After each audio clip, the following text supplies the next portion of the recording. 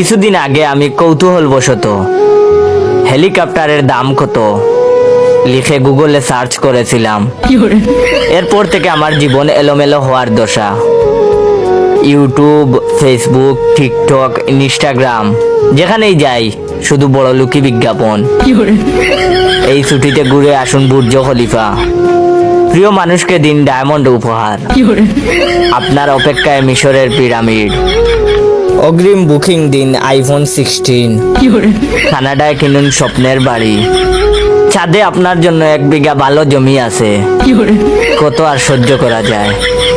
বিপদ থেকে উদ্ধারের উপায় তাই বের করতেই হলো। গতকাল রাতে সার্চ করেছি ছিঁড়া জুতা সেলাই করার উপায় কি।